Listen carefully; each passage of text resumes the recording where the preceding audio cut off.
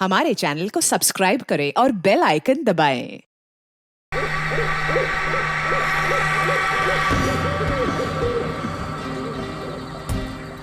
अरे यार, इतना एडवेंचर तो मैंने अपनी पूरी जिंदगी में नहीं की जितना इन पिछले कुछ घंटों में हो गया है। वाकई यार, बहुत हो गई हाइकिंग साइकिंग। अरे विनय, तू ठीक है ना? हाँ, मैं ठीक हूँ। अगर तू कहे तो यार शहर जाने वाला रास्ता हम अभी ढूंढ सकते हैं। रात को रास्ता कहाँ ढूंढेंगे यार?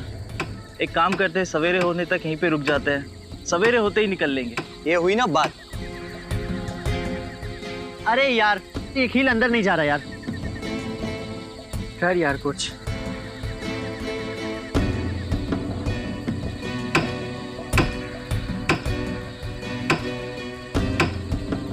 मुझे लगता है नीचे पत्थर दबा हुआ है, पहले उससे निकाल लेते।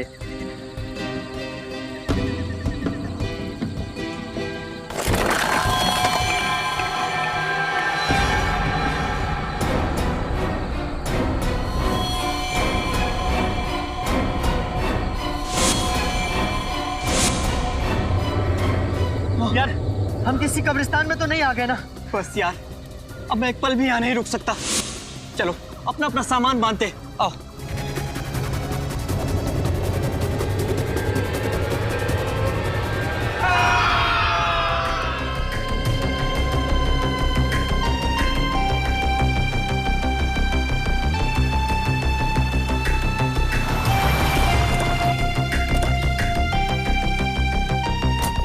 आइए सर, आइए।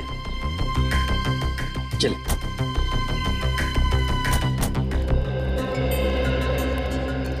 वाओ, आज मेरी जिंदगी का सबसे बड़ा दिन है। इतने लंबे स्ट्रगल के बाद आज मैं गर्व से कह सकता हूं कि ये सारी की सारी जमीन मेरी है। मुबारक हो समर सर, बहुत बहुत मुबारक हो आपको। Thank you very much.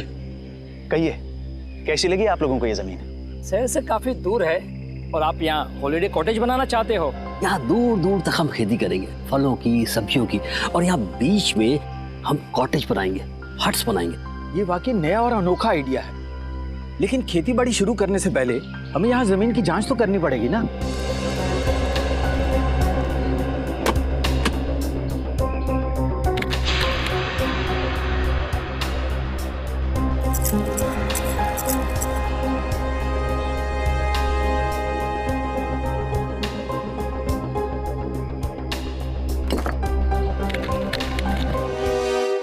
तो जसवीर, तुमने अपने 3 दोस्तों को कल शाम को यहाँ पे छोड़ा था और उसके बाद से उनका पता नहीं चल रहा है। हाँ सर, उन्होंने कहा था कि सुबह 6 बजे तक वो आ जाएंगे सर। मुझे काफ़ी फिक्र हो रही है सर। वो लोग जब बहुत ज़्यादा लेट हो गए तो मैंने प्रिंसिपल साहब को इन्फॉर्म किया सर। सर, मैंने सुना है ये बहुत ही खतरनाक इलाका है। यहाँ लोग अक्सर गुम हो जाते हैं और लूटपाट भी बहुत होती है। सर, मैडम बिल्कुल सही कह रही है, इसलिए मैं ये 2 गाइड्स मार्को और दीपिका को आपके साथ भेज रहा हूँ ताकि वो उन्हें ढूंढने में ये आपकी मदद करें। मार्को और दीपिका, आप लोग तो इस इलाके से अच्छी तरीके से परिचित होंगे ना? जी हाँ, हम दोनों इस इलाके को बहुत अच्छी तरह से जानते हैं। That's great. चलिए फिर देखते हैं।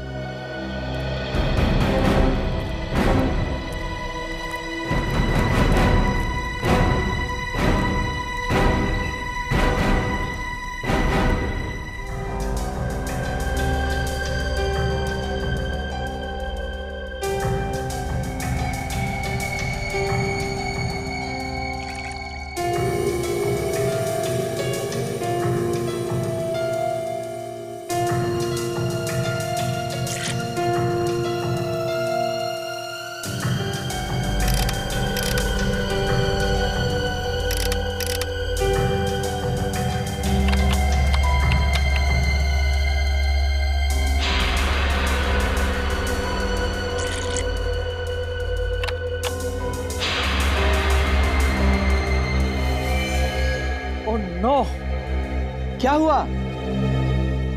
मिट्टी बंजर है क्या? नहीं, ऐसी तो कोई बात नहीं है। तो फिर ये देखो, मिट्टी में से क्या मिला है।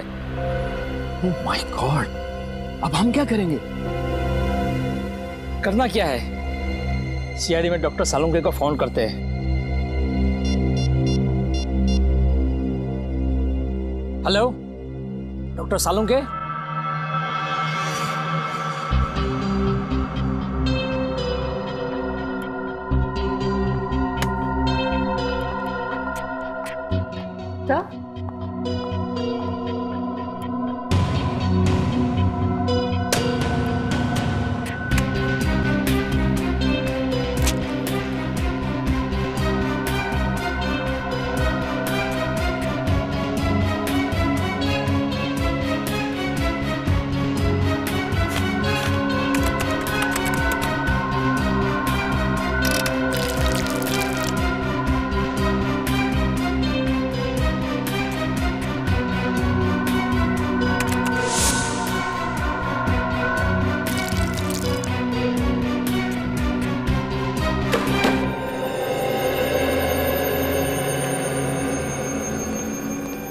आप लोगों का शक एकदम सही था। उस मिट्टी में मुझे पूरे 26 लोगों का डीएनए मिला है। आपका मतलब 26 लोगों को गाड़ा गया था वहां पे? वो जगह पे कोई कब्रिस्तान तो नहीं था? वही तो, इसीलिए तो ये मामला और भी ज्यादा गंभीर हो जाता है। कौन थे ये लोग?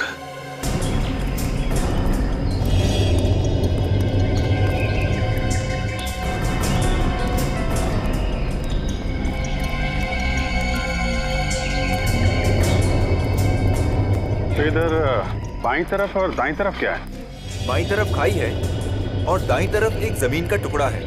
अगर किसी को हैकिंग करनी होती है तो वो सीधा इसी रास्ते से ऊपर जाता है। इधर? Yes sir. सर, कहीं वो लोग इस खाई में तो नहीं गिर गए होंगे? पहले चलो देखते तो हैं, आ जाओ।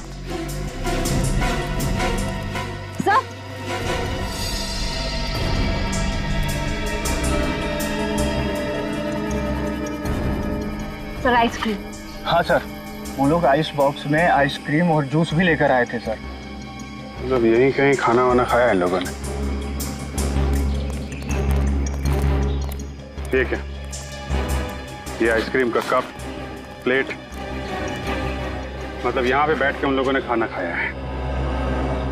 यहीं कहीं आसपास टेंट वेंट लगा के आराम भी किया होगा। यहाँ आसपास कोई ऐसी जगह है जहाँ पे टेंट लगाया जा सके? यस सर, उस तरफ। चलो देखते हैं। अच्छा किया जो आप लोगों ने डॉक्टर सालुंके को तुरंत फोन कर लिया, वरना किसी को पता भी नहीं चलता कि यहाँ पर 26 लोगों की लाशें दबी हुई हैं। सर, ये लाशें किसकी हो सकती और यहाँ पे कैसे है? ये तो इस जमीन का मालिक समर्थ ही हमको बता सकता है।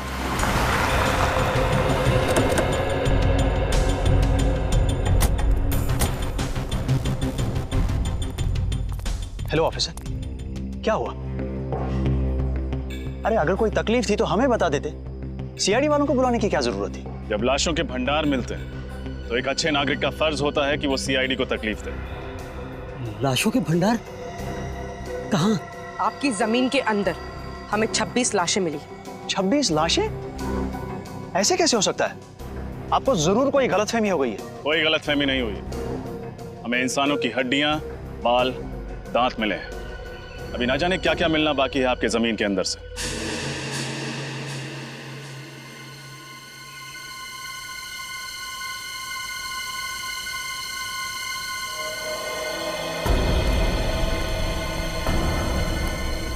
भैया यहाँ लेके आओ।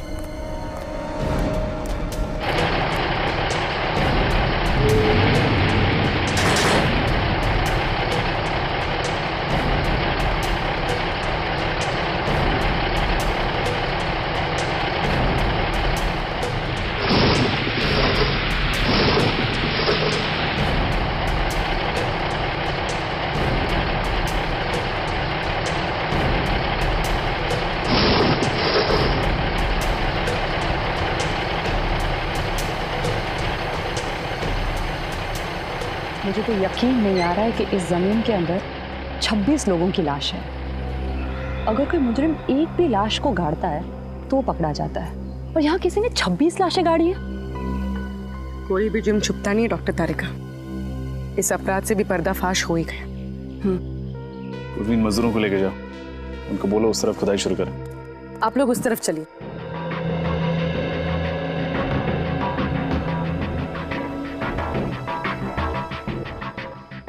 सर। हाँ बोलो। एक चीज, गलती से भी रिश्वत देने का ख्याल अपने दिमाग में मत लाना। सीआईडी के सामने तुम्हारी दाल गलने वाली नहीं है। वो बात नहीं सर, आप हमें गलत समझ रहे हैं। दरअसल क्या बात है? मैं इस जमीन का मालिक नहीं हूँ सर। तुम मालिक नहीं हो तो कौन है? पता नहीं सर। पता नहीं मतलब? मैं आपको बताता हूँ सर। दरअसल हम सुनसान और अनजान जमीन पर कब्जा कर लेते हैं, उसके बाद उस जमीन को दूसरों को बेच देते हैं या फिर वहाँ पर मकान या दुकान बना देते हैं। What? हाँ सर, हमें नहीं मालूम था सर इस जमीन पर कब्जा करने के बाद हमें मुनाफा के बदले जेल की सलाखें मिलेंगी सर। सर हमें बचा लीजिए सर। मुजरिम अक्सर पकड़े जाने के बाद लेखक बन जाते हैं, दिलचस्प कहानियां सुनाने लगते हैं। तुम्हारी भी अच्छी है। नहीं नहीं सर, ये कहानी नहीं है, ये सच्चाई है सर। आप ये जमीन के पेपर देख लीजिए सर। आप किसी भी अच्छे वकील को दिखा लीजिए, वो यही कहेगा कि ये नकली पेपर से। जब तुम्हारी कहानी सच्ची भी है, तुम्हें जेल तो जाना ही पड़ेगा।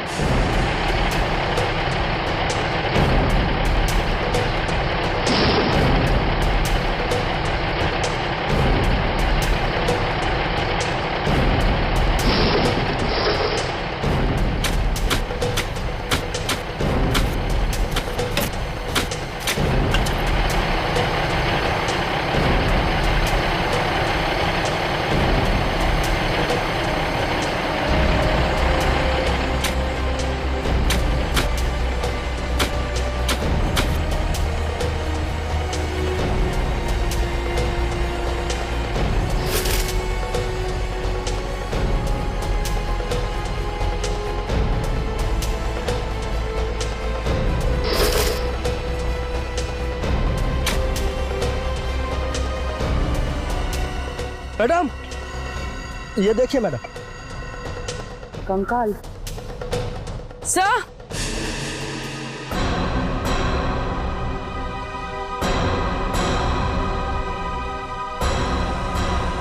उधर कुछ है? सर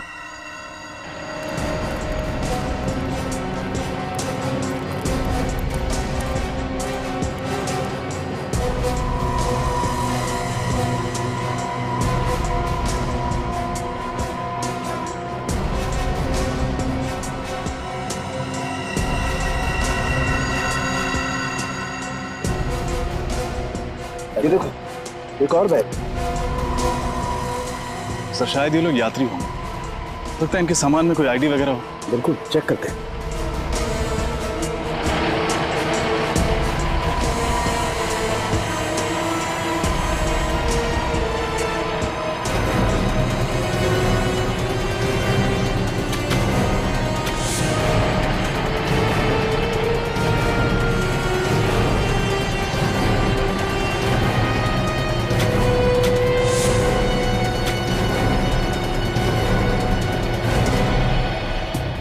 बैग में तो कुछ भी नहीं है, कोई आईडी वगैरह। सर ये देखिए।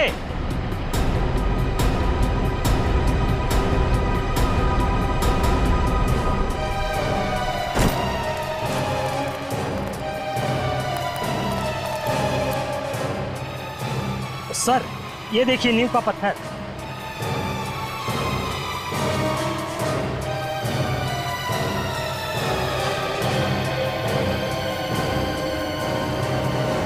कहीं ऐसा तो नहीं कि यहाँ पर कभी कोई बिल्डिंग हुआ करती थी जिसे गिरा कर इस जगह पर कब्रिस्तान बना दिया गया? हो सकता है।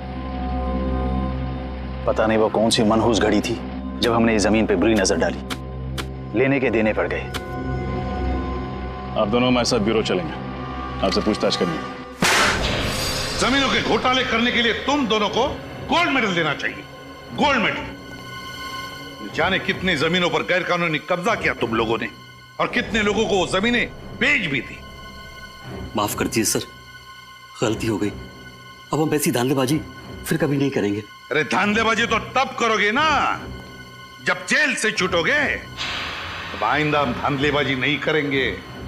खज्जर फार्म्स के बारे में बताओ, किसके नाम पर है वो जमीन? बताओ जल्दी। हम सच कह रहे हैं सर, हमें कुछ भी नहीं मालूम। हम तो ऐसे ही जमीनों पे कब्जा कर लेते हैं जो लावारिस होती है। फिर भी कब्जा करने के पहले तुमने रजिस्ट्री ऑफिस से पता किया ही होगा ना कि ये जमीन किसके नाम पे?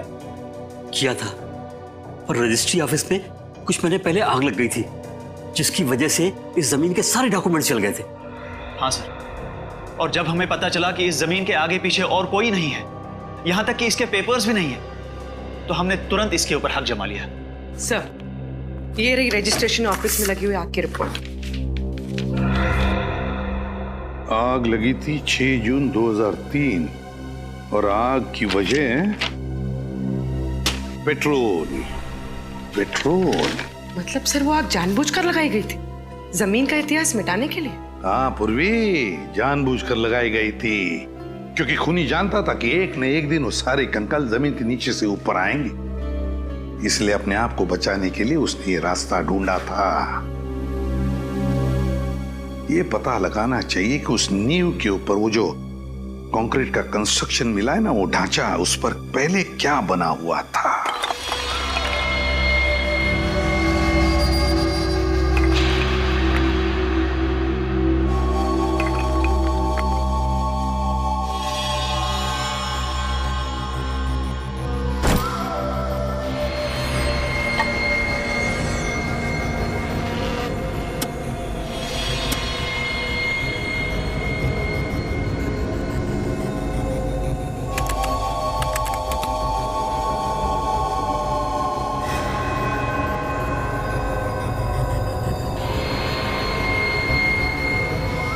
ओह माय गॉड, क्या हुआ सर? तारिका, ये हड्डी जरा गौर से देखो। ऐसा लगता है जैसे इस हड्डी को किसी ने आरी से या 100 चेन से काटने की कोशिश की है। सर, मुझे तो ये खूनी बहुत बड़ा सरफिरा लगता है। कुछ लोगों के स्कल पे तो मुझे दांतों के निशान दिखे। ये देखिए, जैसे कि वो उनका सर ही चबाना चाहता हो। My God. सर, कहीं ये किसी जंगली जानवर का काम तो नहीं है? नहीं रोहन, ये किसी जंगली जानवर का काम नहीं हो सकता है, क्योंकि जानवर किसी को खाने के बाद उसे जमीन में गाड़ने की मेहनत नहीं करता। ये काम किसी इंसान का ही है। सर, अब बस ये पता चल जाए कि इन सब की मौत कब हुई थी, तब जाके हम उस खूनी तक पहुंच सकते हैं। चल जाएगा तारिका, ये भी पता चल जाएगा उस माइक्रोस्कोपिक रेडियोग्राफी के जरिए। Microscopic radiography? सॉरी सर, पर क्या है ये? कभी सुना नहीं इसके बारे में। रोहन, ये एक ऐसा प्रोसेस है जिसके जरिए हम ये पता लगा सकते हैं कि इंसान की मौत कब हुई है। और ये देखो, जिस इंसान की ये हड्डी है, उसकी मौत 7 से 10 साल पहले हुई है, यानी 2003 से 2006 के बीच में इस इंसान की मौत हुई है।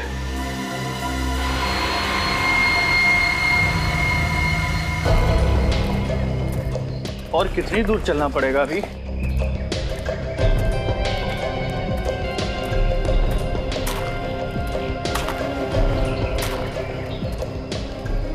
क्या बच रहा है? सर, मैंने किसी के चलने की आवाज सुनी।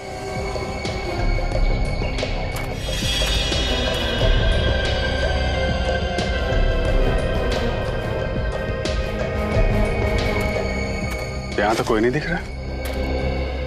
सर, शायद मेरा वहम होगा। इतना सारा खून।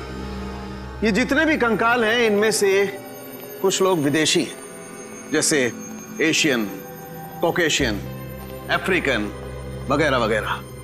पर सर, ये सब कैसे पता चलता है? पूर्वी, इंसान की खोपड़ी सब कुछ बता देती है। उसके सर की बनावट, उसकी जबड़े की हड्डी, उसकी नाक की हड्डी की स्थिति, इस सब से उसके रूट्स के बारे में पता चल जाता है। खूनी तक पहुंचने के लिए हमारा ये जानना बहुत जरूरी है कि ये सब कौन है, इनकी पहचान क्या है। आरव का तो अभी तक पता नहीं चल पाया, लेकिन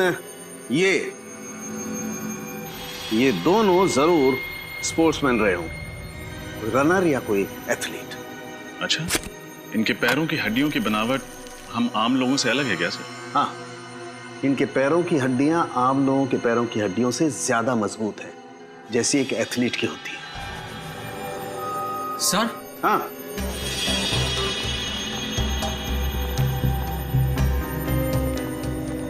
क्या हुआ? सर, इस लड़की के सामान में से ये मुझे कुछ बीज मिले हैं।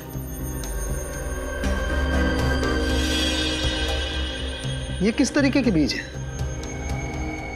नागा जोलकिया नाम का मसाला है। ये दुनिया का सबसे तीखा मसाला है और ये इतना तीखा मसाला है कि नॉर्मल नमक या मिर्च की तरह नहीं खाया जाता। तकरीबन हजारों लाल मिर्च की ताकत इस थोड़े से मसाले में है। नागा जोलकिया, कोई ये मसाला इस तरीके से अपने सामान में लेकर क्यों घूमेगा? कहीं ये लड़की कोई रिसर्च वगैरह तो नहीं कर रही थी? खून का सैंपल ले लो श्रेया, बच्चों के माँ बाप के डीएनए के साथ मैच करके देख लेंगे।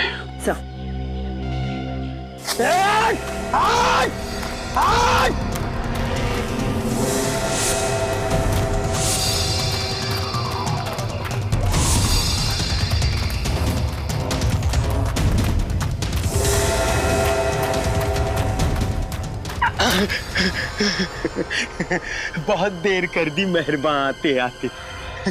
चलो अब अच्छे बच्चों की तरह अपना सारा सामान मेरे हवाले कर दो। नहीं तो क्या करेगा? हाँ?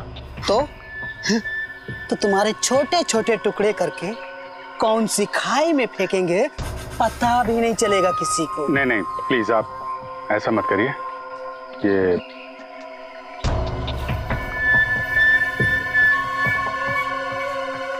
सीढ़ी और सामान चाहिए आप लोगों को?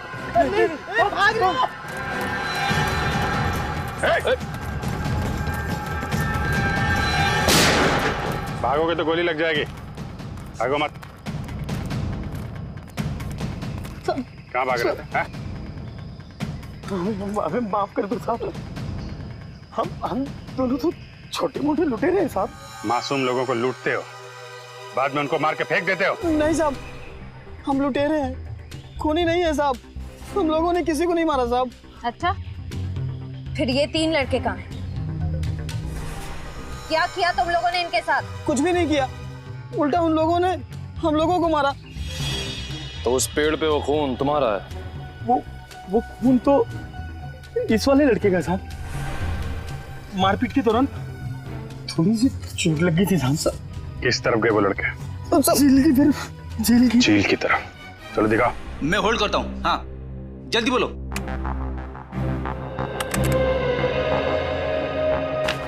जी हाँ, मैं 2003 की बात कर रही हूँ, आज से 10 साल पहले की।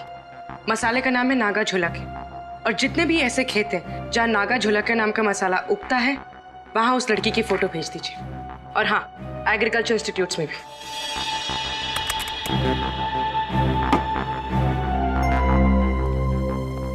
सर, हमें जिन लोगों के कंकाल मिले हैं उनके गायब होने की रिपोर्ट अभी तक नहीं मिली है, और इनमें से कुछ लोग विदेशी भी हैं। पता नहीं उनके घर वालों ने उनके गायब होने की रिपोर्ट कहां पे लिखवाई है। हो सकता है ना फ्रेडी कि उनके घर वालों को पता ही नहीं था कि जब ये हादसा हुआ तब ये लोग इंडिया में ही थे। लेकिन एक खज्जर फार्म से ही पता चलेगा कि ये सारा चक्कर क्या है। सर, एक बात बड़ी अजीब है, खज्जर फार्म के आसपास दूर दूर तक कोई भी जंगली जानवर नहीं है, तो लोगों को मार कौन सकता है? उनके मांस के लिए। सर, कहीं कोई आत्मा नरबक्षी तो नहीं है? वो चाहे कोई भी हो, फिर चाहे फ्रेडी, वो तुम्हारी आत्मा ही क्यों ना हो, अब नहीं बचेगा ये हमारे हाथों से। ये रही झील।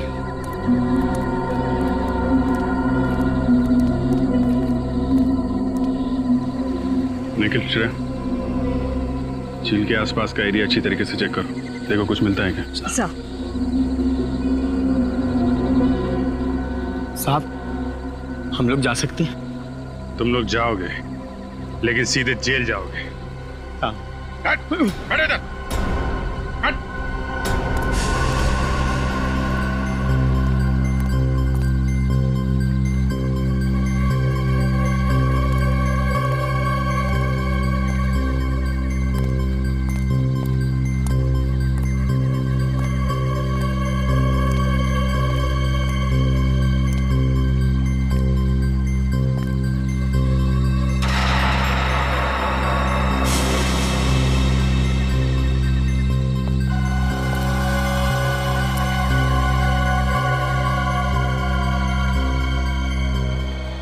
सर ये टॉल मिला है सर, इस पे खून लगा हुआ है। जरूर ये किसी घायल लड़के का ही होगा। काफी गहरी चोट लगी है उसे। इस जख्मी हालत में रात कहीं ना कहीं टेंट में गुजारी होगी। वो क्या बता रही थी आप, वो टेंट वाली जगह कितनी दूर है यहाँ से? बस यही पास में है। चलिए दिखाइए जरा। चल चल। यही वो जगह है। सर ये टेंट तो मेरे दोस्तों की है सर। ये एक मिनट, ये रुकिए आप लोग।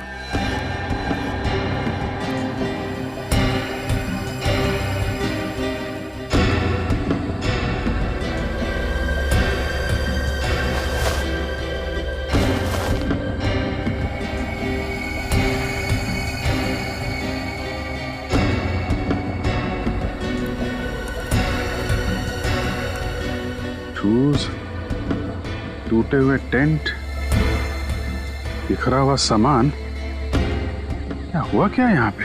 सर उन्हें कुछ हो तो नहीं गया होगा सर? सर हो सकता है ये किसी जंगली जानवर ने हमला किया हो। पर सर इस इलाके में तो कोई जंगली जानवर है ही नहीं। जानवर नहीं है तो फिर ये सब?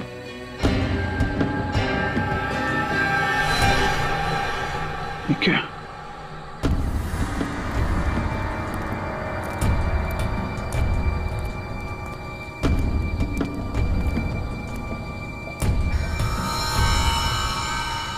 बहुत सारा खून है।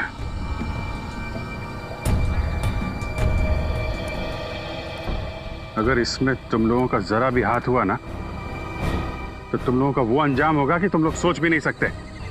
श्रेया, सबको जेल में डाल दो, ले जाओ। चलो चल।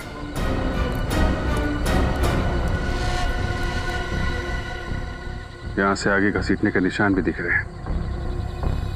देखते हैं ये निशान कहां लेके जाते हैं।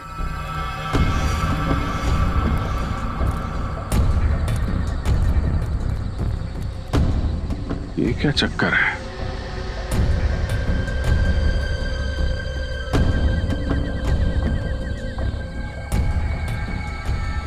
एक मिनट आप लोग यहीं पे रुकिए। सर मिट्टी काफी ढीली लग रही है, ऐसा लग रहा है हाल फिलहाल में खुदाई हुई है। मामला गड़बड़ लग रहा है।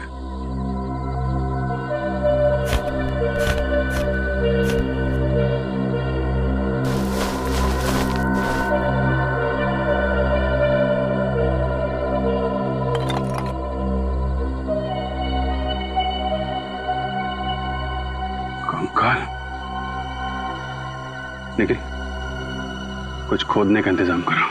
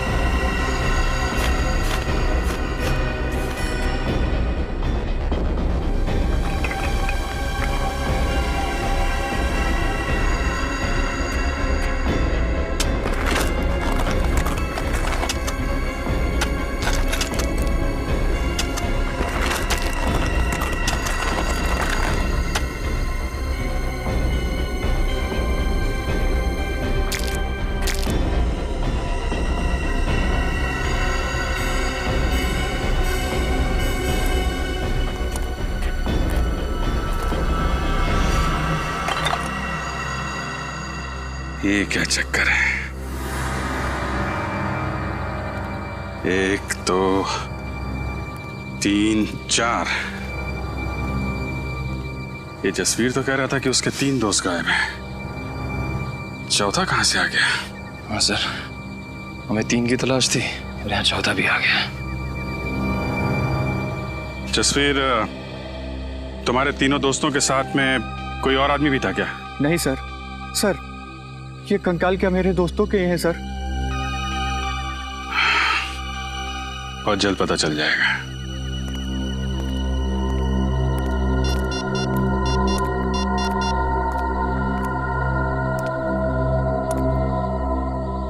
हाँ तारिका जी, आपको जंगल में आना पड़ेगा।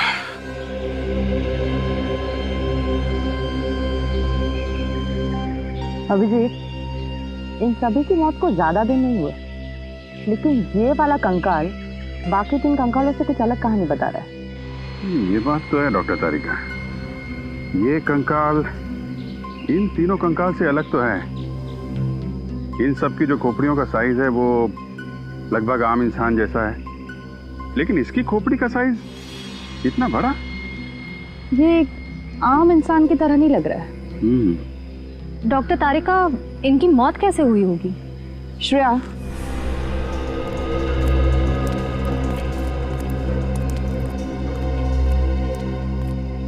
इसकी गर्दन पे और छाती पर दांतों के काटने के निशान हैं, पर फोरेंसिक में टेस्ट करके ही सही नतीजे पर पहुंच सकते हैं। खजर फर्म से मिली फाउंडेशन के अनुसार ही मैंने ये ब्लूप्रिंट तैयार किया। काफी बड़ी जगह है ना? जी सर, इसको देखकर नहीं लगता है कि ये किसी का घर या ऑफिस होगा। 2-2 स्विमिंग पूल की जगह छोड़ी गई है सर। 2-2 स्विमिंग पूल तो किसी होटल या रिसोर्ट में ही हो सकते हैं ना? बिल्कुल सही कहा आपने। इसे देखकर लगता है ये जरूर कोई होटल या रिसोर्ट होगा, क्योंकि कॉरिडोर की जगह भी छोड़ी गई है यहाँ। और ये यहाँ पर हमें सबसे ज्यादा लाशें मिली इस एरिया में। यहाँ क्या हो सकता है? मुझे लगता है सर ये होटल या रिसोर्ट का गार्डन हो। कोई होटल या रिसोर्ट, कोई होटल या रिसोर्ट जहां पर लोग रहने जाते थे पर जिंदा वापस नहीं लौटते थे। डॉक्टर तारिका, एक बात समझ में नहीं आ रही। आप कह रही हैं कि इनको मरे हुए ज्यादा दिन नहीं हुए, तो फिर इनके शरीर से खाल और मांस कहाँ गया? इन गड्ढों में हमें खाल का एक छोटा सा टुकड़ा भी नहीं मिला है। नहीं अभिजीत, एक टुकड़ा है यहाँ पे।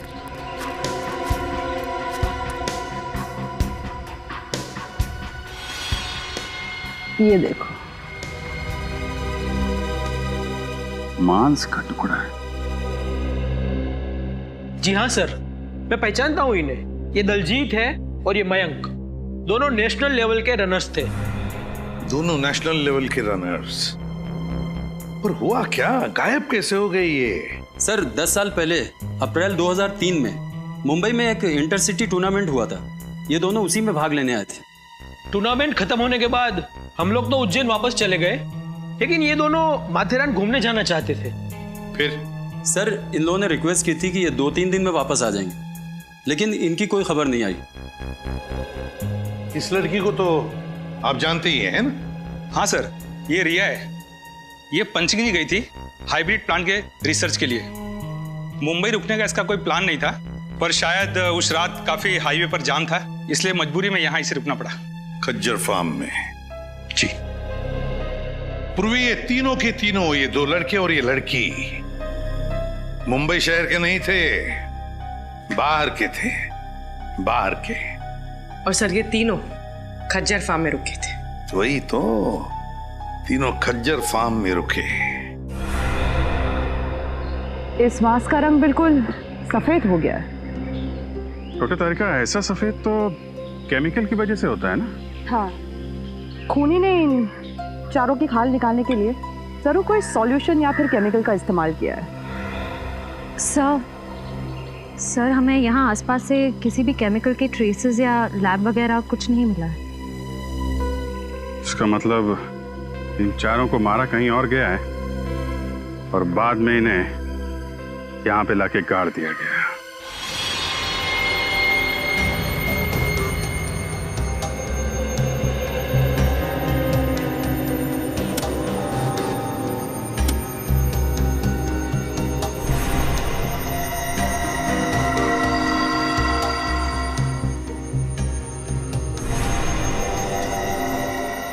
अब तक तो आप लोग इंसानों की लाश, इंसानों के कंकाल लाया करते थे, लेकिन इस बार आपने सारी हदें पार कर दी।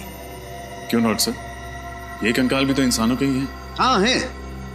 वो तीनों कंकाल इंसानों के हैं, लेकिन ये चौथा कंकाल जानते हो किसका है? किसका है sir? Pavilion man. Pavilion man? क्या मतलब? देखो, इंसान को इंसान बनने के लिए कई स्टेजेस से गुजरना पड़ा है, ये तो सबको मालूम है। ये पेलियन मैन इंसान बनने से पहले वाली स्टेज है। अरे बाप रे, ये तो बड़ा ही खतरनाक है। हाँ फ्रेडी, ये बहुत खतरनाक भी है और बहुत ही ज्यादा शक्तिशाली भी है। इन तीनों लड़कों को उस पेलियन मैन ने मार के खाया है, मार कर खाया है अपनी भूख मिटाने के लिए।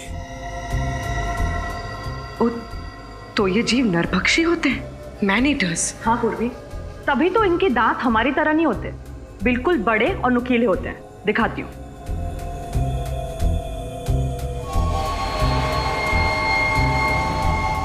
ये देखो, और इस तरह से घुसते हैं।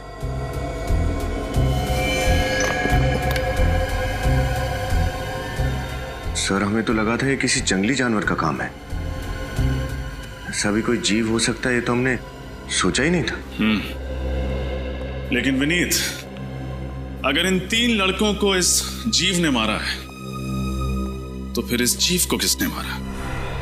क्योंकि इसकी खाल भी बिल्कुल उसी तरह निकाली गई जिस तरह इन 3 लड़कों की निकाली गई थी। मुझे लगता है इस पेलियन मैन को कोई और कंट्रोल करता है। आप शायद सही कह रहे हैं सोलंकी साहब, क्योंकि अगर इसे कोई और कंट्रोल नहीं कर रहा होता तो ये अब तक शहर में घुसकर तबाही मचा चुका होता। कोई तो है जो इसे इसकी खुराक देता है। उस एरिया के सारे रिसोर्ट्स में जाके चेक करना होगा।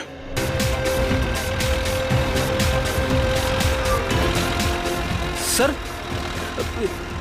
ये रिसोर्ट और कितनी दूर है? बस थोड़ी देर में आ जाएगा, वो देखो।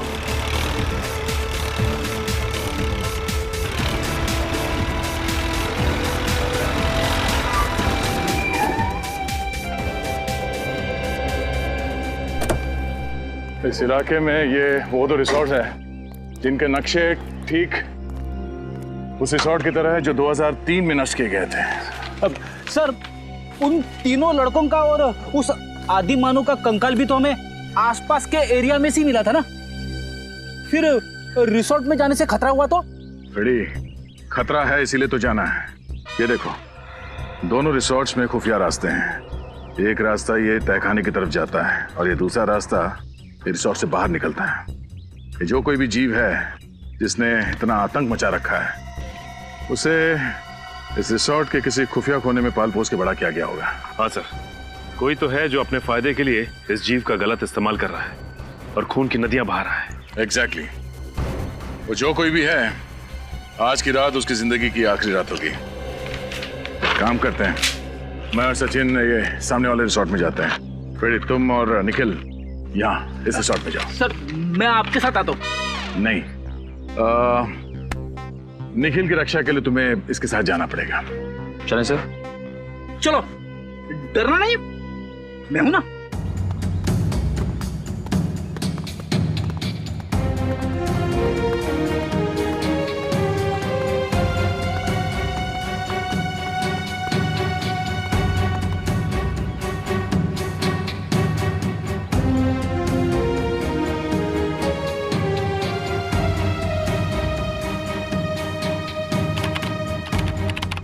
कमाल है, हमें तो लगा था उन 3 लड़कों के हादसों के बाद हमारा बिजनेस कुछ दिनों के लिए ठप हो जाएगा। वैसे आप लोगों को डर नहीं लग रहा ट्रैकिंग करने में? आप किस हादसे की बात कर रही है? हमने तो ऐसा कुछ सुना नहीं था।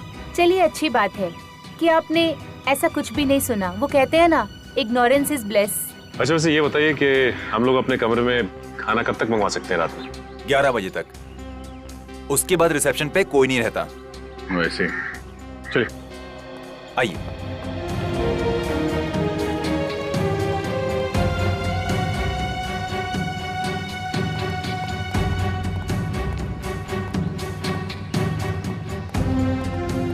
मुझे इनके तौर तरीके यहाँ कुछ ठीक नहीं लग रहे। तू फिक्र मत कर निखिल, दया सर ने भेजा है मुझे तेरी रक्षा करने के लिए। मैं तेरी मूंछ का एक बाल भी बाका नहीं होने दूंगा। लेकिन सर मेरी तो मूंछ ही नहीं है। तू उगानी चाहिए थी ना। अब ये भी मुझे समझाना पड़ेगा तुझे। अरे 11:30 चलो।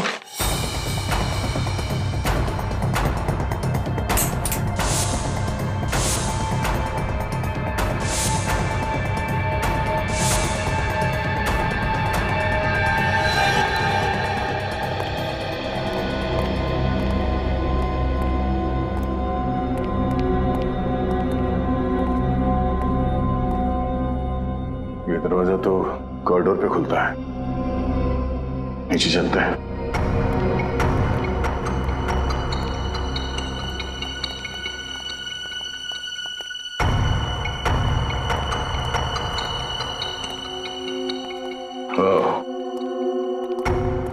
लगता है ये खुफिया रास्ता है।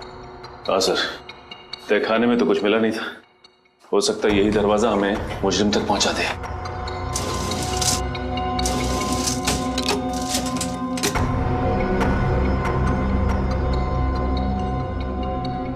ये तो दरवाजे पे बुरी तरह से जंग लगी हुई है। ऐसा लगता है दरवाजा काफी साल से खुला ही नहीं है, किसी ने हाथ तक नहीं लगाया इसे। ये दरवाजा। आप लोग यहाँ क्या कर रहे हैं? हाँ वो पानी चाहिए था तो ढूंढते ढूंढते यहाँ आ गए। यहाँ पे? यहाँ पे नहीं, हम लोग रिसेप्शन की तरफ जा रहे थे, लेकिन रास्ता भूल गए। वैसे ये रास्ता कहाँ जाता है? कहीं नहीं, ये दरवाजा हमेशा बंद रहता है। इस रिसोर्ट में और भी कई दरवाजे हैं जो हमेशा बंद रहते हैं। ये रिसोर्ट तो भूल भुलैया है। आप लोग अपने कमरे में चलिए, मैं पानी लेके आता हूँ। सर अगर इस रिसोर्ट में कुछ नहीं है तो फिर जरूर अगले रिसोर्ट में कुछ होगा। इस फ्रेडी को फोन करके देखते हैं।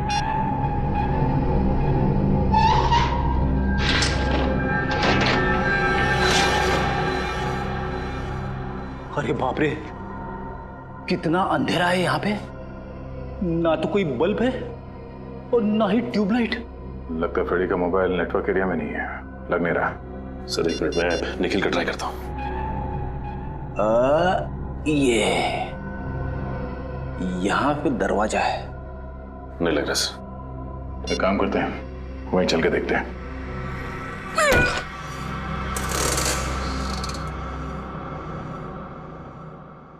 अरे एक और खुफिया दरवाजा। हाँ सर।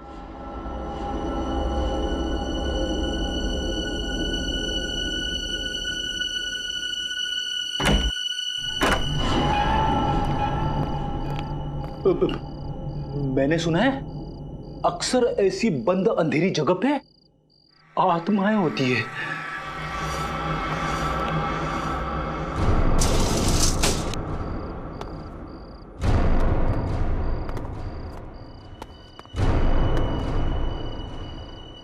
इतना सारा खून, खूनी आत्मा। सर खूनी आत्मा नहीं, नरबख्शी जीव। सर उन मुजरिमों ने उस नरबख्शी जीव को यहीं छुपा रखा है और अपने गुनाहों को अंजाम दे रहे हैं। ये चाकू, ये हड्डियां, ये खून। सर मुझे पूरा यकीन है वो नरबख्शी जीव यहीं पे है सर, यहीं पे। मगर है कौन वो जिसने इस नरभक्षी जीव को पाल के रखा है? उसे जरा भी डर नहीं लगा कि अगर इस नरभक्षी जीव ने उसे ही खा लिया तो? रिसोर्ट के नक्शे के हिसाब से रिसोर्ट से बाहर जाने का ये खुफिया रास्ता है। सर दरवाजा तो खुला हुआ है। हाँ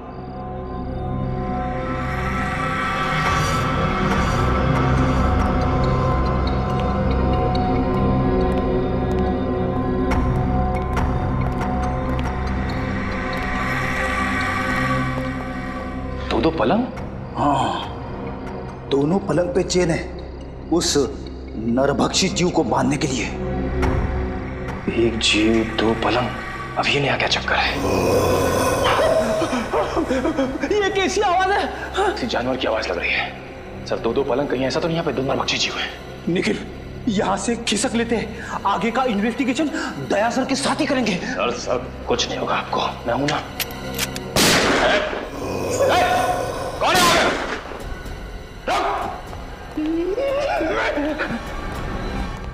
ये गेट खुला है सर। फिर तो फ्रेडी और निखिल इतनी क्या होंगे? हाँ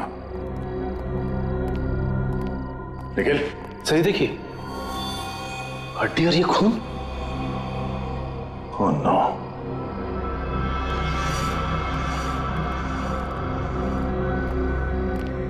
ये क्या? इसका मतलब है दो नरभक्षी जीव। लेकिन सर एक की तो मौत हो गई थी। सचिन, निखिल और फ्रेडी की जान को भी खतरा है, जल्दी।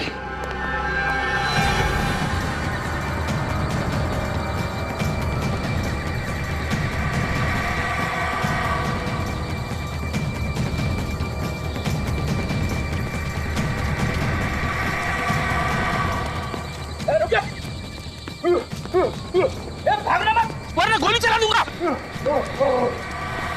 रुक।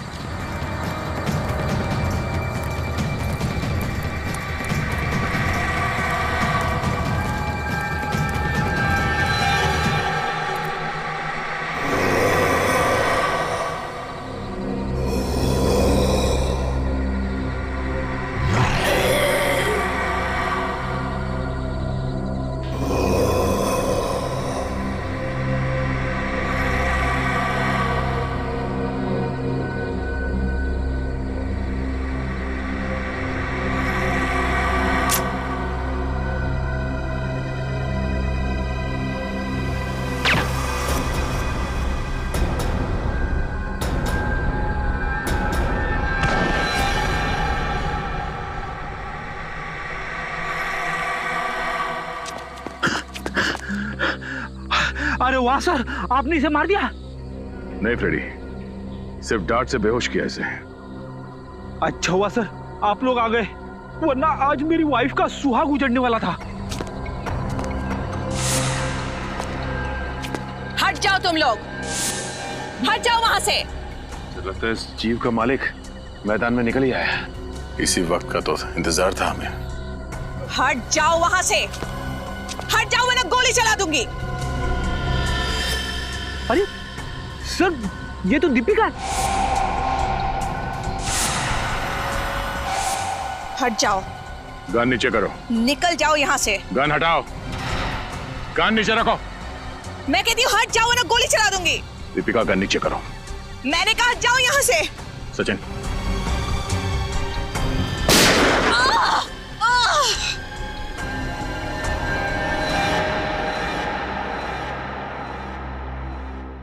मेरे पिताजी एक एंथ्रोपोलॉजिस्ट थे, मानव वैज्ञानी। बहुत साल पहले वो मंटोनियो नाम के एक छोटे से टापू में गए थे, जहां से वो दो ऐसे जीव लेके आए जो ना तो इंसान थे और ना ही जानवर। उन्हें देखकर ऐसा लगता था जैसे वो इंसानों से एक स्टेज पीछे हैं। एक मिनट, तुम्हारे पिताजी उन लोगों को यहाँ इंडिया में कैसे लेके आए? ये तो गैर कानूनी है ना? जी, स्मगल करके, गैर कानूनी तरीके से। तो जैसे जैसे वक्त बीतता गया उनके साथ मेरा लगाव बहुत बढ़ गया। पर मेरा यकीन मानिए सर, मैं बिल्कुल नहीं जानती थी कि जैसे जैसे वो बड़े होते जाएंगे वो नरभक्षी बन जाएंगे, मैन ईटर्स। और इसीलिए तुमने उनकी इंसानी मांस खाने की भूख को मिटाने के लिए रिसोर्ट में जितने भी लोग आते थे उनका शिकार करना शुरू कर दिया। तो मैं और क्या करती? मुझे डर था कि कहीं एक दिन उन्हें अपना खुराक ना मिले तो शायद वो मुझे ही अपना शिकार बना लेंगे। अगर इतना ही लगाव था तुम्हें इन दोनों से, तो तुमने एक जीव को मार क्यों दिया? क्योंकि वो मेरे कैद से भाग गया था और उसने उन तीनों लड़कों को मार दिया। और जब इस तरह के जीव अपने मालिक का आदर और सम्मान नहीं करते हैं तो उन्हें मार ही देना चाहिए। सर, क्या मैं एक आखिरी बार उससे मिल सकती हूँ? प्लीज। वो कहाँ है? कैसा है वो? उसे हमने एंथ्रोपोलॉजी डिपार्टमेंट भेज दिया है, वो लोग तय करेंगे उसके साथ क्या करना है। लेकिन तुमने बहुत बड़ा गुनाह किया है। न जाने कितने मासूम लोगों की जान गई है तुम्हारी वजह से। तुम्हारे साथ क्या करना है ये अदालत तय करेगी, असाइलम या jail. For more updates, subscribe to our channel, click the show links and enjoy watching the videos.